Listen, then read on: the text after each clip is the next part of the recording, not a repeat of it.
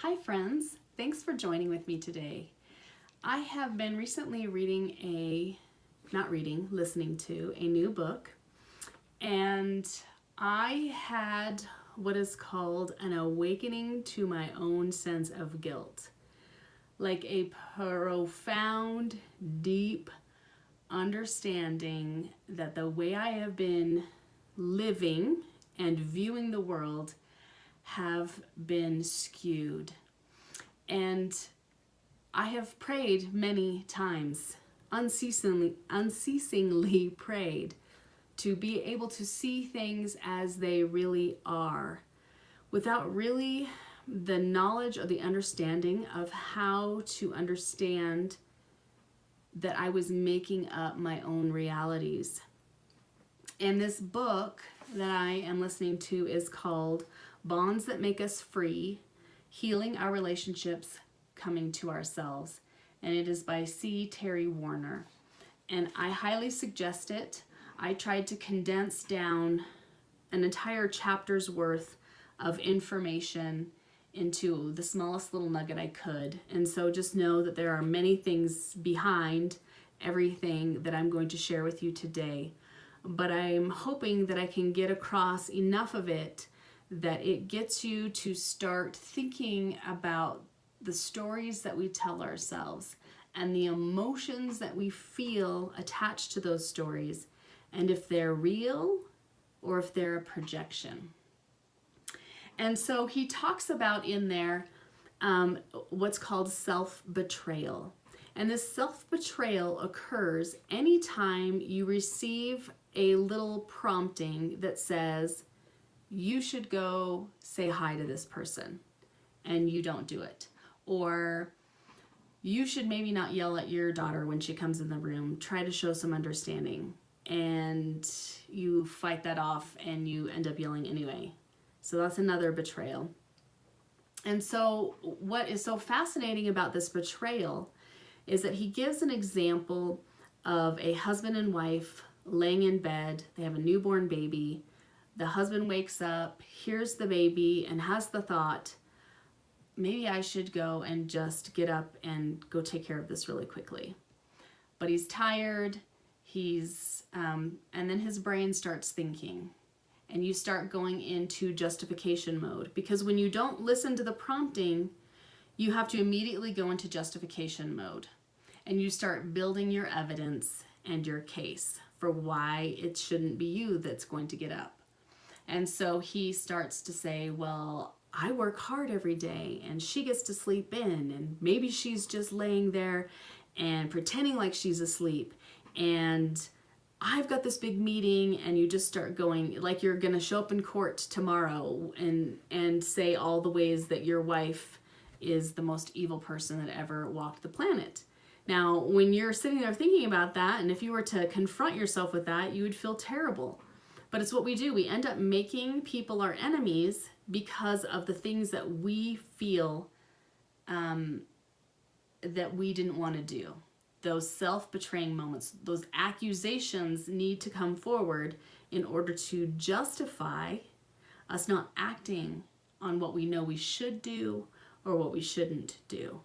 And he gives lots of really great examples to really hone in on this idea and get us to understand how often you may be doing this. And it's a hard confrontation to have with yourself, to understand that you are the maker of your own reality, and that maybe you're not seeing things truthfully as they really are. You're seeing things through an accusational lens, so that you feel justified. And he has got this, he talks about this box of our own making. And so I try to think, okay, how would this visually look? This box of our own making that we put ourselves in when we're accusing other people, when we are looking for justification for why we don't want to do something that we thought we should do, or that we thought we shouldn't do. And that builds a wall in front of us that we now have to see through when we're looking at others, and we can't see them truthfully. And so there are many situations. I mean, how many relationships are ruined because you can't turn off this narrative in your mind, and then you continue to build evidence. So not only is it that night in the bed thinking about this, but now your brain wants more satisfaction. And every little thing that they do, you start building evidence. See, that's how I know I was onto something. Things that you would have never thought of if you hadn't had the thought in the first place that you needed to do something. You would have never dreamt up all this information, this mental list of all these wrongs that this person is doing to you. And so you are not able to see others because of your justifications, this illusion that you're projecting through them. And we need to become, and at that point when we're accusing, we need to become offended. Because now we can say, look, you are hurting me. Can't you see that you're hurting me? And how often do we go through the world where we're like, I can't believe people can't understand that I've got so much going on in my life and all these things are going on and they want something from me, and can't they see how much they're taking from me? And you just start getting in this anger. You just start seeing the world through this anger. And how come everybody doesn't understand me? Well, you're not understanding anybody else, and you're seeing things through a glass darkly, as we like to say. And so this idea, and he, like I said, he talks about a lot of this. And so he goes into, well, how do I know if this is real or not? We're just going to condense this down. That others having the power to offend us is an illusion. In all cases, you are in control of your emotions and your feelings. And part of the problem with these emotions that come up, this man lying in his bed, he is now feeling this anger. This is not made up feelings. He's genuinely feeling it, because if you don't have the feelings to back it up, then you know you're being ridiculous, that this is a made up story. And so you're looking for truth. And so these emotions are going to tell you this is true. Okay? Let me see here. So we lie to ourselves with our emotions, our moods, and our words. And thus we become living this lie. And so my invitation is to stop. The next time you're thinking about something that you need to do or you not need to do, check in with what happens next if you decide not to act on it. Do you suddenly become angry? Is the other person the problem? Is this like, after all these years, I can't believe that you haven't figured this out yet? You know, what is happening in your mind and in your words? Is there actually a conversation that's happening?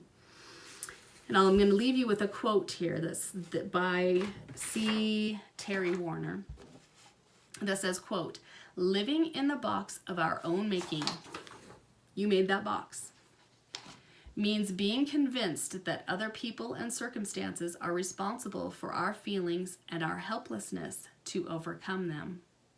What we can't see when we're in the box is that the way the world appears to us is our projection, and we are making this projection to justify ourselves in self-betrayal. It's not others' actions, but our own accusations that result in feeling offended." And like I said, that is a hard, hard pill to swallow. And I can look back on my life on times that I have been angry and thought things or said things, that there was a prompting beforehand for me to do something and I didn't do it. And that's why I became angry. And how many relationships are we ruining because we are looking for our own justifications in this, for the world to be wrong, not for us to be wrong. And that it's so hard to pin this down. This is not just a natural thing for us to think about, that this is a trigger point for us and that we should be able to see it and stop it. But it's something that we really need to pay attention to, because it has a major effect on the way we view the world and the way we view each other. And we definitely live in a climate where everyone is rising to this need to be offended. And it's almost honorable to be offended. And being offended is a choice. Every time, always. Are there things that people can do to us that are wrong, yes, but it's our choice how we take that in and use it to view the world around us and the things that are coming next in our lives. Are we going to let that defeat us? Or are we going to let that, are we going to move through that and see the world the way it really is, and not because of emotions that we have created ourselves to justify our feelings and our thoughts that come into our mind? And so, like I said, definitely read the book. I am just trying to condense this down as quickly as possible and make the most sense and help my understanding make more sense, because it's something that I definitely want to work on, and I'm excited for him to tell me how I can climb this mountain and get past this way of thinking, because it seems a little bit hard to climb this and a little bit daunting, and like I said, a little bit soul damning at the same time. But it's okay. We can't change what we don't know how to fix. And it's exciting to me to understand how to fix something, to be able to see things as they really are and not the way I created them. So hopefully that helps somebody out there. Thanks for watching. Bye-bye.